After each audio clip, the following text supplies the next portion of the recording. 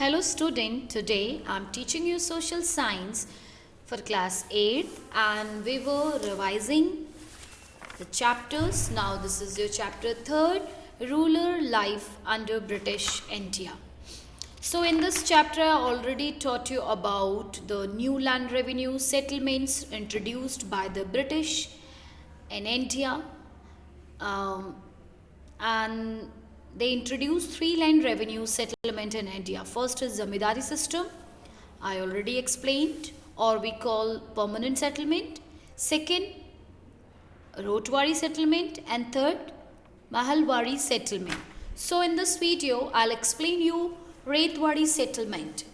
So this land revenue settlement was introduced by Thomas Munro in southern and western India. तो ये जो land revenue था इसको Thomas Munro ने southern western India में introduce कराया, शुरुआत कराई.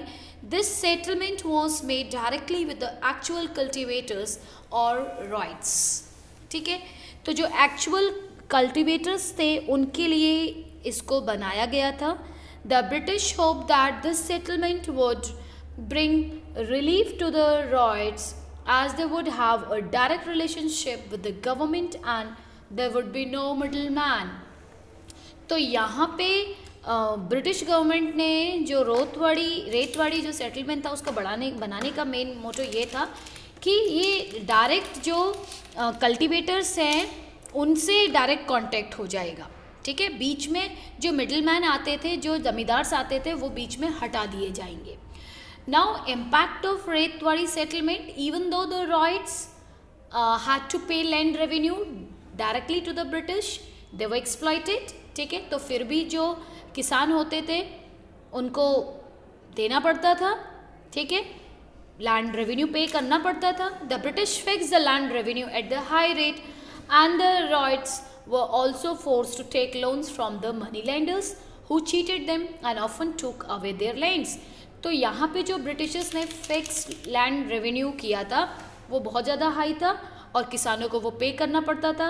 अगर उनके पास इतना क्रॉप नहीं होता था तो they have to take the loan and the money from money lenders and then money lenders also start cheated to them. Next, unable to pay the land revenue, many peasants fled to the countryside and villages become distracted in many reasons, and the British expected that new system would transform the peasants into enterprising farmers, but this did not happen. तो यहाँ पर peasants को बहुत ज़्यादा दिक्कत हुई क्योंकि revenue पे करना पड़ता था जो कि बहुत ज़्यादा हाई रेट था. And by this they start migrating from their native area to the another town side. वो वहाँ से माइग्रेट करना शुरू कर दिए. ठीक है, तो ये था Ryotwari settlement. Now next we will discussed about Mahalwari settlement. So in 1892 the Mahalwari settlement, or we can say Mahalwari settlement, was introduced by a British officers named Holt Mackenzie in Punjab, North West Province and Awadh. तो ये जो Mahalwari settlement था ये पंजाब में north west province Awadh तक ये impact इसका पड़ा. So in this system a settlement was made with a group of villages collectively called mahal. ठीक है, तो ये जो लैंड रेवेन्यू था ये कंबाइंडली लिया जाता था किसी गांव से. The estimated revenue of each plot of land within the village was added up to calculate the revenue that each village had to pay. तो इसमें प्लॉट के हिसाब से रेवेन्यू पे करना पड़ता था और हर एक गांव में से कितना रेवेन्यू आएगा ये भी फिक्स किया, पहले ही फिक्स हो जाता था. So this according to the land, according to the area and land portion of the particular village. So this demand was received periodically. The responsibility of collecting the land revenue and paying it to the company was giving to the village headman. और ये जो Mahalwari settlement था इसका जो tax revenue जो किसान पे करता था वो पूरा कंबाइनली लिया जाता था पूरे विलेज से और उसको विलेज का जो हेड होता था वो गवर्नमेंट को जाके पे करता था. So thus through this system the British tried to preserve the village as an important social institution of North India. तो नॉर्दर्न साइड में इस वजह से जो विलेजेस हैं वो एक फिक्स्ड और उनको ज़्यादा इम्पोर्टेंस मिलने लगी, ठीक है। Now impact of Mahalwari settlement, और एक अपने आप में वो परमानेंट इंस्टीट्यूशन की तरह काम करने लगे, ठीक है, सोशल इंस्टीट्यूशन की तरह नॉर्थ इंडिया में, ठीक है।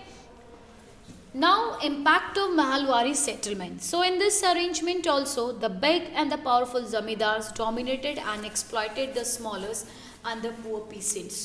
तो ये जो सिस्टम था इससे जो बड़े और पावरफुल जो ज़मींदार थे वो डोमिनेटेड होने लगे, वो छोटे जो किसान थे उनको एक्सप्लॉइट करने लगे, ठीक है।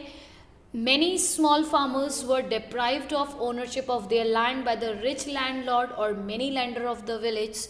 अब जो छोटे फार्मर्स थे धीरे धीरे उनकी ज़मीनें जब्त होने लगी क्योंकि वो लैंड पे नहीं कर पाए, तो जिसकी वजह से जो मनी लैंडर्स थे वो विलेज के लैंडलॉर्ड्स रिच होते गए और जो स्मॉल फार्मर्स थे वो पुअर होते गए। Thus in this system too there was a concentration of land and the authority in the hands of the few rich landlords. तो ये वाले सिस्टम से टोटली जो लैंड की जो अथॉरिटी थी, ज़्यादा पावर थी, जो रिच लैंडलॉर्ड्स थे उनके हाथ में आ गई थी, ठीक है, तो उनको ज़्यादा पावर मिल गई थी। Now in next commercialisation of agriculture. So the British also started growing crops that were required in Europe. The British pursued or pressured the Indian farmers to produce cash crop like indigo, cotton, raw silk, opium, pepper, tea, sugar. अब यहाँ पे जो Britishers थे इन्होंने Indian farmers को pressurise किया, उनको persuade किया कि वो कैश क्रॉप को ग्रो करें जिससे ज़्यादा से ज़्यादा इनकम वो अर्न कर सके, ठीक है, like indigo, cotton, raw silk, opium, paper, ठीक है, टी, शुगर. तो production of cash crops enables the British to make a lot of profit. तो इससे फार्मर्स को तो ज़्यादा फ़ायदा नहीं हुआ but the Britishers gets more profit, lot of profit, ठीक है. So the brutal and exploitative face of British imperialism can be explained better by the incident when the Chinese tried to stop the illegal opium trade by the British and the British declared a war against them.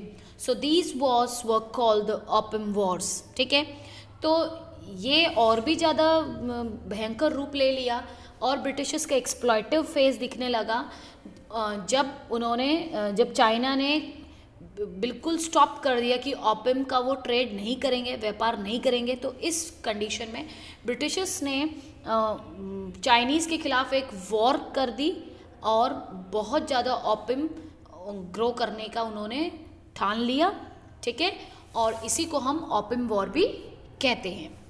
Now cultivation of opium. So opium को हम हिंदी में अफीम बोलते हैं. The British bought tea from China and had to pay for it in silver because the Chinese were self-sufficient and did not want Western goods. अब यहाँ पे जो ब्रिटिशर्स थे वो चाइना से टी को ख़रीदते थे और उनके अगेंस्ट वो सिल्वर में उनको पैसा देते थे, ठीक है, क्योंकि चाइनीज़ उस टाइम पे सेल्फ सफिशिएंट थे और वो they did not want western goods और वेस्टर्न का गुड्स नहीं चाहते थे. But soon they come up with a very cunning and corrupt plan of producing opium in India and then smuggling it into China. अब जो Britishers थे बहुत ज़्यादा चालू थे, उन्होंने अपनी चालाकी से, अपने क्रप्टपन से प्लान किया और चाइना को ओपियम स्मगलिंग उन्होंने शुरू कर दी.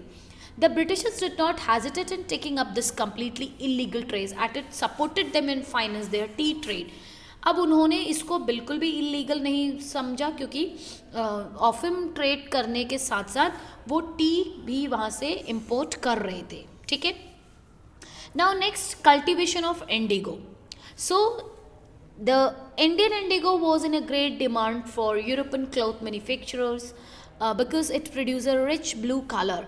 तो इंडिया का जो इंडिगो था, जो डाई था, वो बहुत ज़्यादा डिमांड में था, ठीक है. So during the last decades of the 18th century, indigo cultivation in Bengal expanded rapidly and soon came to determine the world market. तो 18th century में वो बहुत ज़्यादा डिमांड में आया और अगर हम अब देखें तो बंगाल का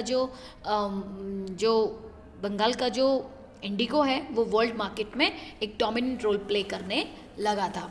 the European planters begin to invest in indigo production. They persuade the farmers to sign contract and produce indigo. तो किसानों के ऊपर प्रेशराइज किया गया कि वो इंडिगो को ग्रो करें. The farmer who sign contract got loan which made it compulsory for them to cultivate indigo on it at least 25% of their land holding. तो जितना उनके पास लैंड होता था उसका 25% उनको इंडिगो ग्रो करना ही होता था, जिसके लिए उनको 25% लोन भी दिया जाता था. So but in reality these peasants were brutally exploited. They got a very low price for the indigo and the cycle of the loans never end. तो जो लोन के जो साइकिल थी वो लगातार चलती रहती थी और बहुत कम प्राइस में उनको इंडिगो ग्रो करना पड़ता था. More over the farmers were faced by the planters otherwise to produce indigo in their most fertile land and which the peasants otherwise prefer to cultivate rice. तो जो उनकी फर्टाइल लैंड थी वहाँ पे उनको इंडिगो ग्रो करना पड़ता था in place of their cultivate rice. So but indigo production ruined the fertility of the soil and thus it was a double loss for the peasant. तो ये peasants के लिए double loss का एक clear हुआ. ठीक है. So this much is about. Thank you and have a nice day.